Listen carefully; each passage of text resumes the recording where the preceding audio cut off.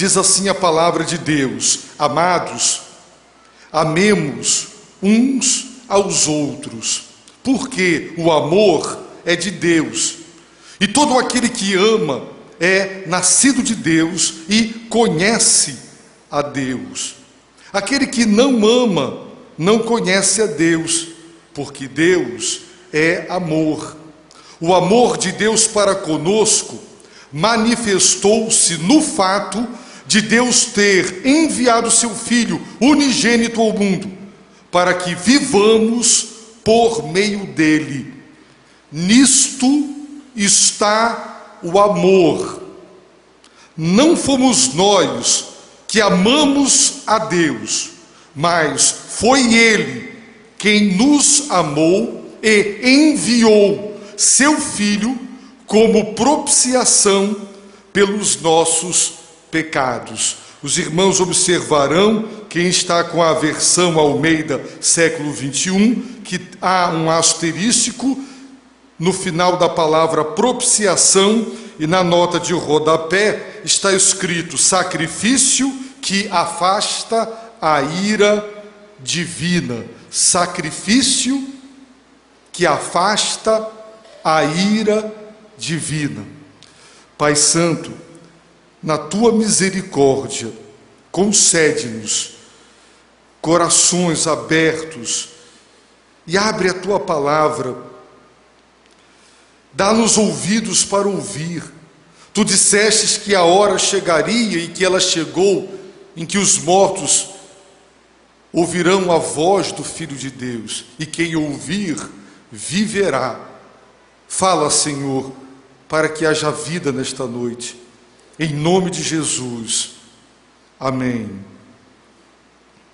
Meus amados irmãos, eu tenho sido enfático para ser como as próprias Escrituras, que são enfáticas. João, agora, pela terceira vez, em uma carta tão pequena, ele bate na tecla da necessidade imperiosa, portanto, do dever que nós temos de nos amar uns aos outros.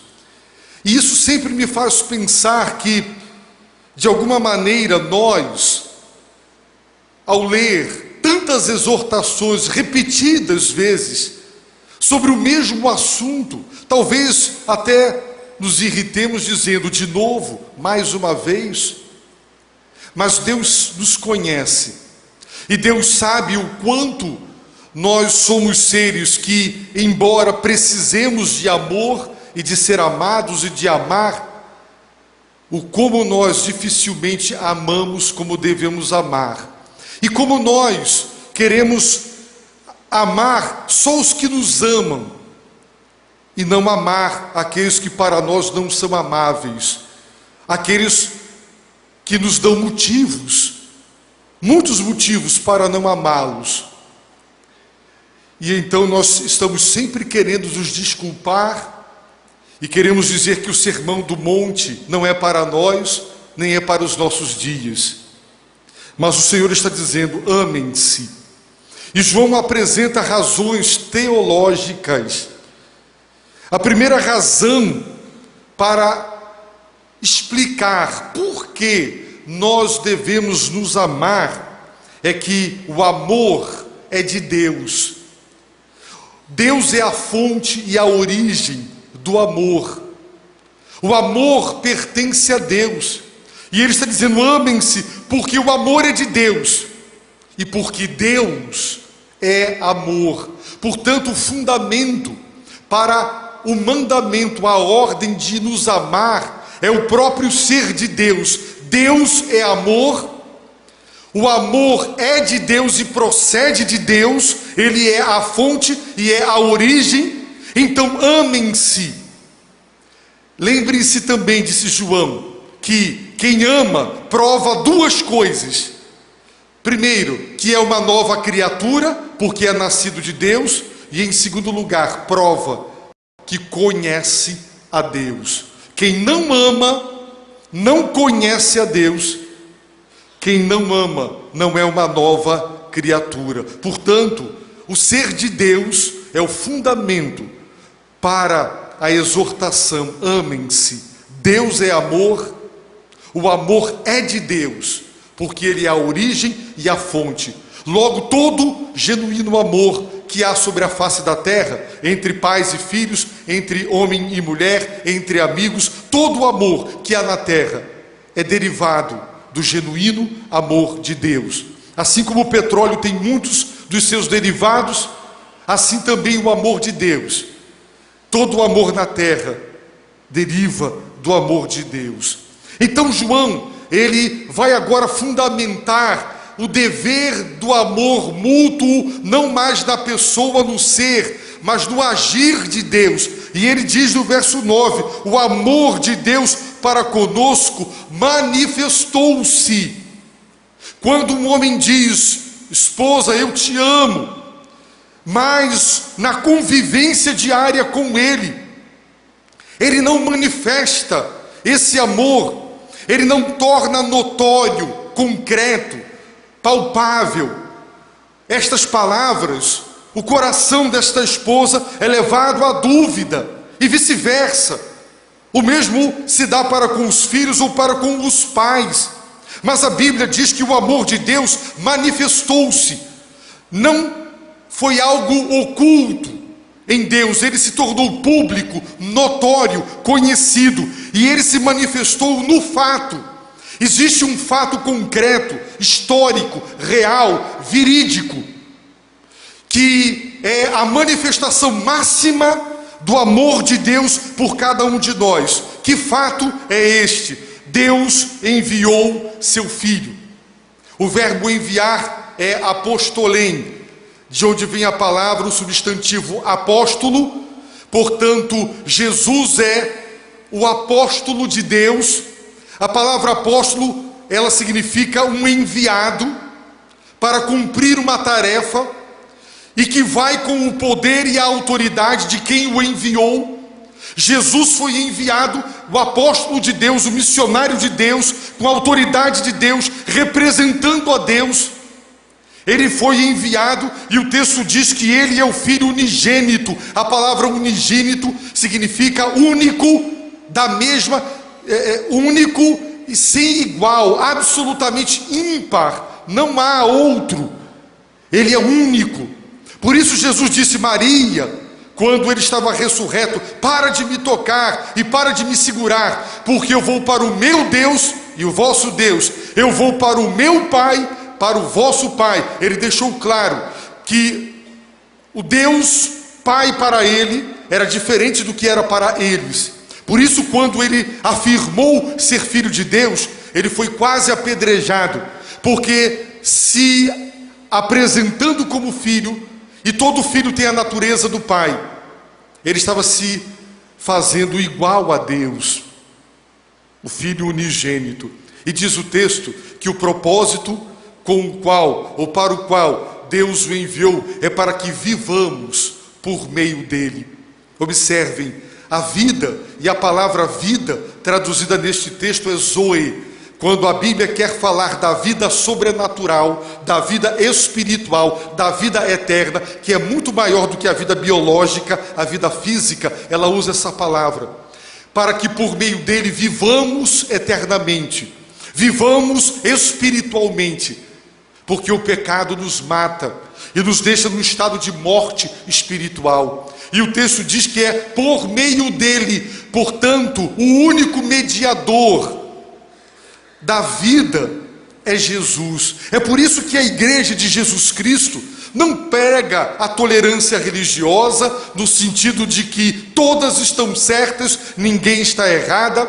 Ela não prega essa inclusão, ela prega de maneira exclusiva, excluindo. Nós excluímos Maomé, nós excluímos Buda, nós excluímos tudo e todos, porque entre Deus e o homem só tem um que Deus enviou à terra, para que por meio dele vivamos. Só viveremos por meio de Jesus Cristo. Ele é o Filho unigênito, único, não há outro. Ele é o próprio Deus Filho. Agora, meus irmãos, João no verso 10 nos dirá: nisto está o amor. O verbo ser, estar, aqui traduzido nesta versão por está, poderia ser traduzido também consiste. Logo, João está dando uma definição de amor. Ele está dizendo o amor de Deus, ou nisto o amor consiste. E nisto é o amor. O que é o amor? O amor pode ser entendido e visto nisto. Nisto o quê? Em primeiro lugar, não fomos nós que amamos a Deus. Você ama a Deus? Se você o ama, o seu amor é apenas um reflexo do amor dele. O seu amor é uma resposta ao amor dele. A Bíblia diz que o homem, quando nasce fisicamente vivo, mas espiritualmente morto. A Bíblia diz que a carne, nossa natureza irregenerada, pecaminosa, ela é inimiga de Deus. Ela não tem prazer nem na pessoa, no ser de Deus, nem nos mandamentos de Deus. As pessoas odeiam os mandamentos de Deus. O mundo não ama a Deus. O ser humano, naturalmente, não ama a Deus. Quando você encontra um homem, uma mulher amando a Deus, é porque este amor é uma resposta ao santo amor de Deus. Porque o primeiro amor é o amor de Deus. Quem tomou a iniciativa foi o próprio Deus. Por isso, João está dizendo: não fomos nós que amamos a Deus, mas foi Ele quem nos amou. Foi Ele. Se Deus não nos tivesse amado, nós não o amaríamos.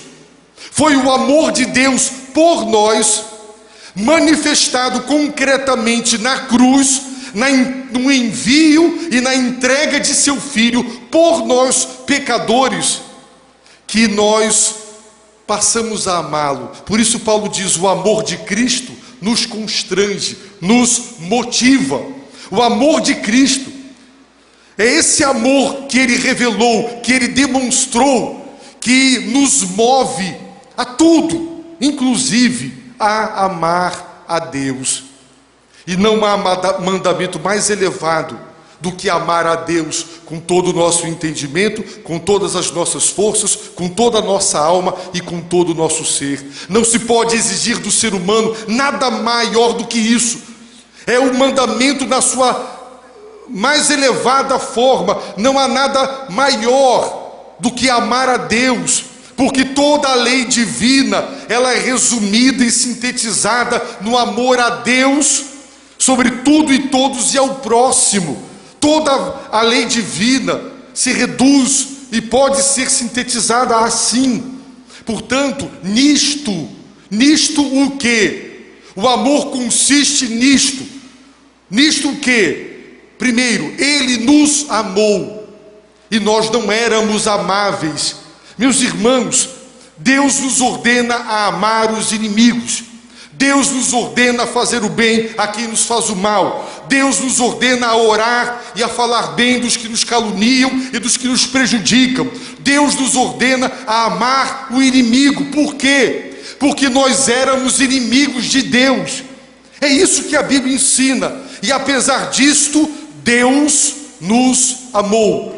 Ele não nos amou porque éramos amáveis, criaturas dóceis, criaturas obedientes, criaturas que realmente o honravam, vivendo uma vida digna de obediência. Não.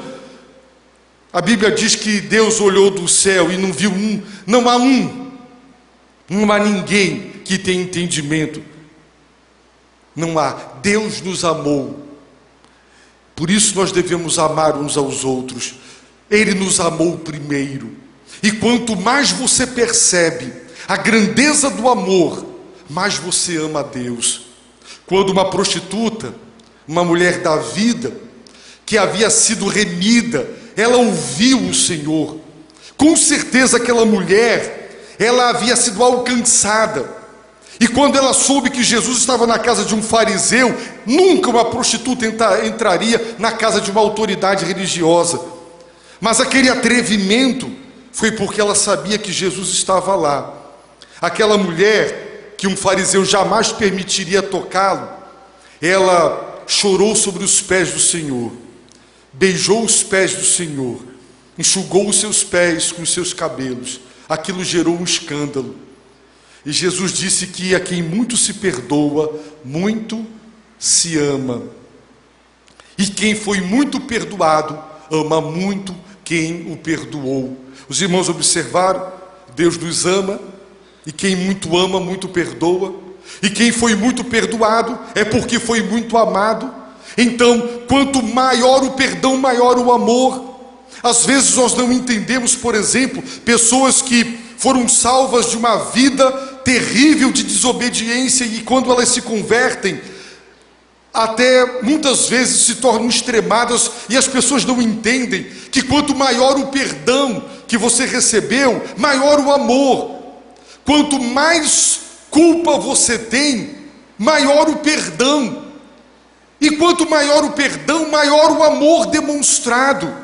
É por isso que quanto você foi mais perdoado, você ama muito mais.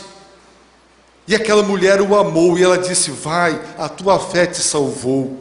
Meus irmãos, nós amamos o Senhor, porque esse Senhor maravilhoso nos amou.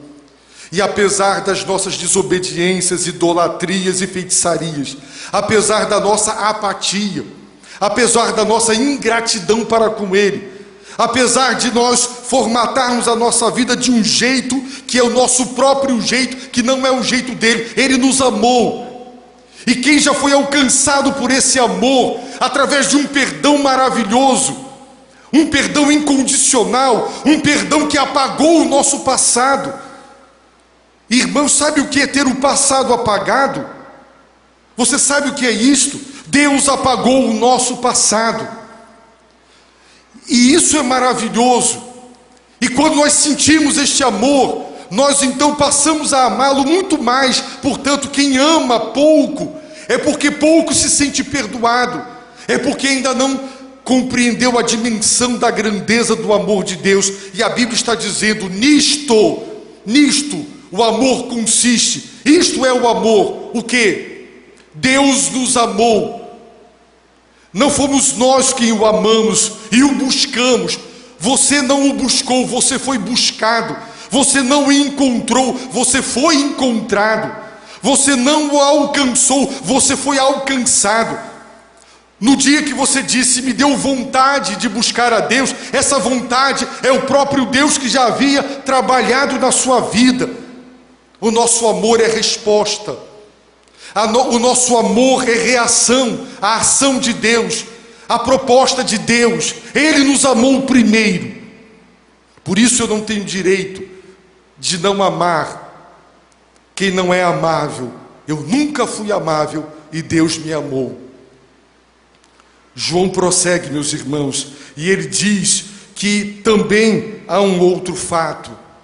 Deus nos amou e enviou. Novamente o verbo apostolém, de onde vem o substantivo apóstolo, que significa enviado.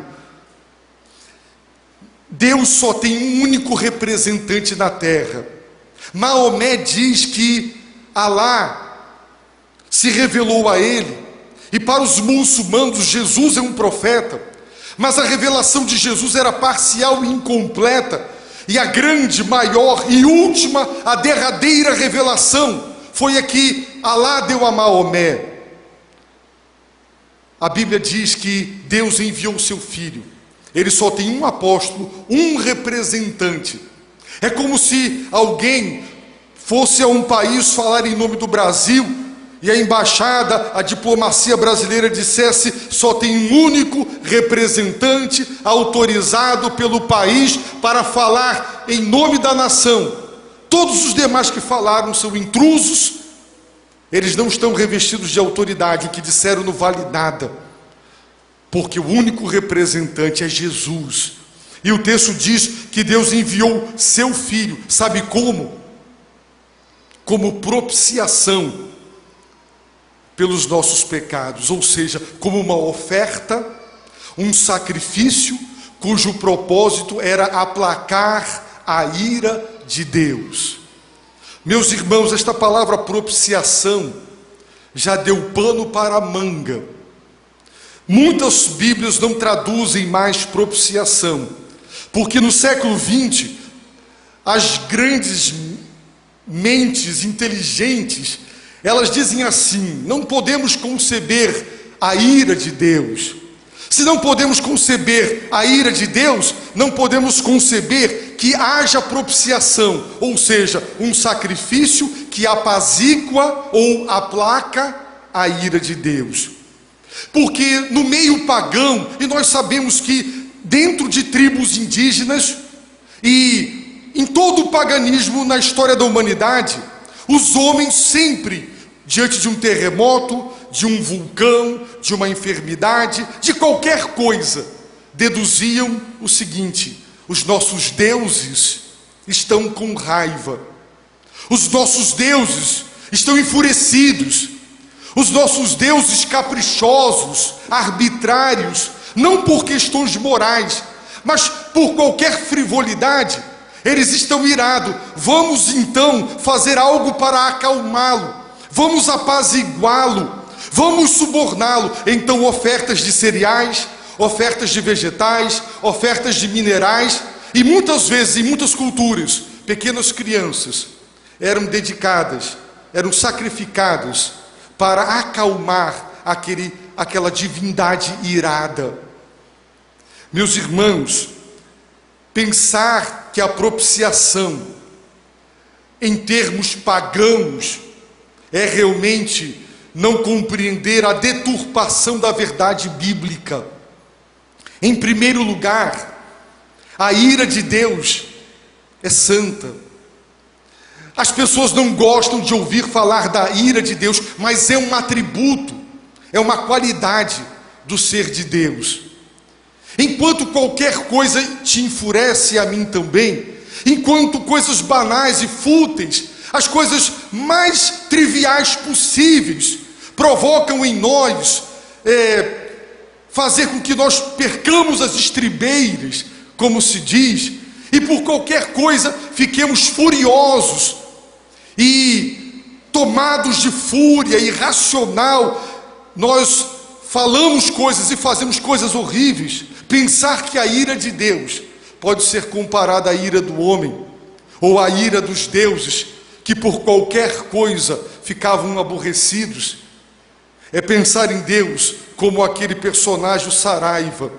Tudo deixava ele com raiva, e a mulher perguntava: tá calminho agora? Agora tô. Então os homens, as religiões, fazem assim com seus deuses. Você está nervoso? Você está irado? Toma aqui uma criança, toma aqui uma oferta. Tá calminho agora? A religião tenta manipular as divindades com subornos, com ofertas. Não é esse o conceito bíblico. A Bíblia diz que a ira de Deus é a reação de Deus diante do mal. Eu te pergunto, se você olha uma coisa errada, o mal, você não fica indignado? Você não se revolta diante de uma injustiça, de uma maldade? Isso não te provoca nenhum tipo de reação? Deus nos fez a sua imagem e semelhança. Uns já estão tão endurecidos pelo pecado que não se revoltam mais com nada. Pode ter notícia de um homem violentando uma criança, ficou normal, não choca mais, porque já estamos acostumados com atrocidades, com imoralidade, com promiscuidade. Irmãos, Deus, diante do mal, e somente diante do mal, Ele se ira. A ira de Deus é acesa pela maldade do homem, pelos pecados que os homens cometem, a sua imoralidade, a sua idolatria, a sua injustiça social, o mal, e somente o mal acende a ira de Deus. A ira de Deus é o antagonismo de Deus diante do mal. Deus não é um ser passível, neutro, que vê a maldade do homem e só lamenta. Deus reage diante do mal. A ira de Deus está se revelando do céu contra toda a impiedade e toda a injustiça que os homens estão cometendo na terra. A ira de Deus é uma reação pura, santa, da parte de Deus diante do mal. E Deus condenou a humanidade à morte eterna, porque Adão e Eva pecaram. Nós nascemos mortos em delitos e pecados. Já estamos julgados, já estamos condenados e já estamos pagando a pena. Estamos espiritualmente mortos, sem Deus. Então, meus irmãos, Jesus veio para que por meio dele vivamos. Como eu viverei? Eu viverei porque a ira de Deus contra mim, a santa e justa reação de Deus contra o meu ser pecaminoso, que peca afrontando a Deus e fazendo mal na terra, essa ira, ela precisa ser desviada, ela precisa ser aplacada. O problema do perdão não está só no homem, está também no ser de Deus. Existem dois obstáculos para o perdão. O primeiro está em você e em mim. Por isso que a Bíblia descreve a morte de Cristo como redenção, porque pela redenção há expiação. Expiar significa purificar, é remover a culpa, é remover o pecado. Mas removendo o nosso pecado, isso, meus irmãos, não soluciona o problema, porque a ira de Deus é santa. A ira de Deus só se apazigua com justiça. Os irmãos sabem que onde não há justiça, não há paz. Você só se sente em paz quando você diz: justiça foi feita. Não tem como apaziguar a ira de Deus ou aplacar a ira de Deus, a não ser com justiça. Por isso, Jesus, quando foi sacrificado, ofertado pelo próprio Deus e sacrificado, ele satisfez as exigências da lei moral divina, porque Deus não deixa o pecado impune. Quando Jesus é entregue pelo próprio Deus, observe que na cultura pagã os homens tentam propiciar a Deus, aplacar a ira de Deus. A Bíblia diz que foi o próprio Deus quem tomou a iniciativa de aplacar a sua própria ira. E a fonte desta iniciativa divina para aplacar a sua própria ira é o seu amor. Então observem que a pessoa de Jesus, a presença de Jesus na terra, a presença de Jesus na cruz, revela a grandeza do amor de Deus, querendo aplacar a sua própria ira, querendo fazer justiça para poder desviar a sua ira e para poder então nos receber e nos reconciliar. Não há reconciliação sem propiciação. Se você estiver irado com alguém, você não se reconcilia. Por isso Jesus Cristo foi enviado como propiciação para aplacar a ira de Deus. Por quê? Pelos nossos pecados. Pecado, João já definiu em 1 João 3,4, é ilegalidade. É quando você pega a lei de Deus e rasga. E esse desprezo para com a lei moral de Deus reflete o desprezo para com o próprio legislador. Se uma pessoa entra na sua casa e ela não obedece às normas da sua casa, é porque ela não está nem aí para você.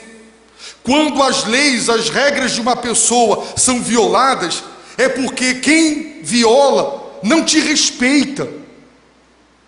E assim a pessoa diz: olha, você vai ter que me respeitar. Portanto, você está na minha casa, as regras são essas. Quem me respeita ama as minhas regras e obedece às minhas regras. Por isso nós consideramos um desrespeito à nossa pessoa quando as nossas orientações não são obedecidas. Porque quando você desrespeita a lei de Deus, você desrespeita o legislador, aquele que a promulgou. Os nossos pecados significam muito mais do que quebrar a lei de Deus. Significa dizer: Deus, nós não te queremos. Deus, sai da frente. Deus, você não existe para a gente. os nossos pecados acendem a ira de Deus, enquanto as divindades pagãs, por qualquer motivo, ficavam iradas, entre aspas, e por subornos quaisquer, elas ficavam aplacadas, novamente tranquilas. Só o pecado acende a ira de Deus. Essa reação de Deus diante do mal. Portanto, a justiça divina não deixa o pecado impune. E a ira de Deus executa a justiça de Deus. Jesus morre na cruz e satisfaz a ira e a justiça de Deus. Agora, qual foi a fonte? O amor de Deus. A cruz é a expressão máxima da sabedoria de Deus, porque Ele revela amor e Ele revela justiça, simultaneamente. Portanto, por que Jesus veio? Ele veio para que vivamos por meio dele, porque nós estamos mortos, porque o salário do pecado é a morte. Deus já condenou a humanidade à morte eterna. A pena já está executada. Quem não crê em Jesus já está pagando a pena, já está espiritualmente morto. E se morrer fisicamente nesta condição, então amargará a morte eterna para sempre. Jesus veio reverter esse quadro. Ele veio para que vivamos por intermédio dele. Por quê? Porque ele satisfez a justiça de Deus e a ira de Deus foi apaziguada. Deus está em paz. É por isso que Paulo vai dizer em Romanos 5: justificados, declarados por Deus agora sem culpa e inocentes, por causa da justiça de Jesus, temos paz com Deus. Deus não está mais irado conosco. Temos paz com Deus. Não somos mais inimigos de Deus. Deus não é mais o nosso inimigo. Meus irmãos, esse é o Evangelho. Esse é o Evangelho. Eu estou expondo para os irmãos a doutrina da salvação. O que João está dizendo aqui é o cerne do Evangelho. Se você não entender isso aqui, você não entendeu mais nada. É claro que talvez você diga: eu não vim aqui para ouvir isso. A ira de Deus. Então rasgue a Bíblia e selecione só os versículos que lhe interessam. Faça a sua própria Bíblia. Pare no inferno e atribua a culpa a si mesmo, porque a verdade de Deus, ela é um todo. Ou você aceita a verdade total de Deus, ou simplesmente você não aceita. Não se pode mutilar o cristianismo, e não se pode querer um cristianismo anêmico, sem sangue, porque foi a vida está no sangue, foi a vida, a preciosa vida do Filho de Deus, que aplacou, apaziguou a Deus. Deus ficou em paz, porque justiça foi feita, porque Ele pagou pelos nossos pecados. Então, se arrependa dos seus pecados. Lembre-se que Ele foi enviado assim. Se você quiser evangelizar alguém, você tem no versículo 9 e 10, 2 textos fundamentais, que você pode dizer para qualquer pessoa e você saberá que ela foi evangelizada e você cumpriu seu papel. Se você souber entender e explicar 1 João 4, verso 9 e 10, você terá pregado o Evangelho de Jesus Cristo. E se você nesta noite ainda se encontra espiritualmente morto, João diz, meus irmãos, no próprio Evangelho, o apóstolo João, ele cita as palavras de Jesus dizendo: quem crê no Filho, ele assegura, tem a vida eterna. Quem, porém, mantém-se em desobediência ao Filho, não verá a vida, mas sobre ele permanece a ira de Deus. Quem não crê em Jesus continua morto, não verá a vida, e a ira de Deus permanece, ou seja, ela já está sobre todo ser humano, e ela permanece. A única chance que você e eu temos da ira de Deus não permanecer mais sobre nós, para que possamos ver a vida, é Jesus. porque o Pai o enviou como propiciação, como um sacrifício que propicia a Deus, que aplaca a ira divina. Eu termino essa mensagem citando para os irmãos uma passagem onde o verbo propiciar encontra-se. 2 homens foram a um templo como esse. Um deles foi lá para frente, ergueu os olhos para o céu e disse: Deus, eu te agradeço. Está vendo aquele cabra lá atrás? Eu não sou como ele. Eu dou dízimo, eu cumpro a tua lei, eu faço, eu aconteço. O outro lá atrás não olhava nem para o céu, batia no peito: eu sou um pecador miserável, Deus, sê propício a mim. Ele pediu: Deus, aplaca a tua ira em relação a mim. A tua ira é santa e é justa. Sê propício a mim. Só Deus pode se propiciar. E a fonte da propiciação que aplaca a sua ira é o seu próprio amor.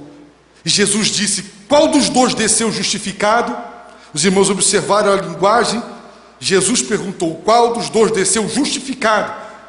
Porque quem teve a ira de Deus propiciada recebe a justificação. Ele disse: o publicano, aquele cabra lá atrás, miserável, que não olhava nem para cima e só batia no T, eu sou um pecador. Mas o religioso que se exaltou dizendo: eu não sou como aquele lá, esse desceu, meus irmãos, com a ira de Deus sobre ele. São palavras de Jesus Cristo. Como você entrou aqui? Como publicano ou como fariseu? Dizendo: eu não sou tão ruim assim, pastor. Tem gente pior do que eu. Olha, eu tenho um vizinho que faz isso, bate na mulher, ele usa droga, ele é sem vergonha, eu não sou assim. Se você está se comparando com outros pecadores, se compare com Jesus Cristo. Se você se comparar com ele e você conseguir dizer: sou tão bom como ele, tão santo como ele, eu vou dizer: você vai para o céu. Mas você não é, você sabe que não é, eu também sei que não sou. Então, só tem um jeito, é fazer como aquele publicano: Deus, sê propício a mim. Senhor, propicia a tua própria ira, desvia a tua ira de mim. Imaginem comigo a seguinte cena: o meu filho fez uma coisa errada, pessoas querem avançar nele, e eu então digo para todo mundo: não foi ele, fui eu. E a ira daquele grupo que estava direcionada para ele, agora é direcionada para mim. Eu desviei a ira. É isso que Jesus fez. Na cruz ele disse: Pai, eu sou o culpado. Eu sou o culpado. Eu estou no lugar da humanidade inteira. O culpado sou eu. E Deus então desviou a ira dele de mim e canalizou ela toda para o seu Filho. É por isso que nós não podemos compreender a cruz e a morte de Jesus como muitos dizem. Sócrates morreu uma morte tão bonita. Queriam libertá-lo da morte, que ele fugisse, mas ele tomou o veneno com tanta dignidade. Ele tomou o cálice. Ele não fez como Jesus: Pai, afasta de mim o cálice. Não, Sócrates, quando quiseram tirar o cálice, ele disse: me dá o cálice. Ele bebeu cicuta, morreu na hora, de uma maneira nobre. Jesus se acovardou, porque ele disse: afasta de mim o cálice. Sócrates não. Sócrates não estava recebendo a ira de Deus sobre toda a pecaminosidade humana. Jesus estava. Aquele momento da cruz, houve trevas sobre a face da terra. Aquele momento, a humanidade toda foi julgada e punida. A ira de Deus caiu sobre ele, para não cair sobre nós. Ele desviou a ira divina de nós para ele. Portanto, você só tem uma chance: Jesus, Jesus, Jesus. Só. Então agora se humilhe, se arrependa, tome uma decisão. Diga: Senhor, tu me amaste desse jeito. Eu recebo este amor, eu recebo o teu filho que tu mandaste para aplacar a tua ira, morrendo no meu lugar. Eu me arrependo, eu me entrego nesta noite. Abaixe a sua cabeça, feche os seus olhos, entregue-se a Jesus Cristo. recebendo-o agora como seu Senhor, como seu Salvador. Faça como o publicano, peça misericórdia, peça que Deus seja propício a você nesta noite.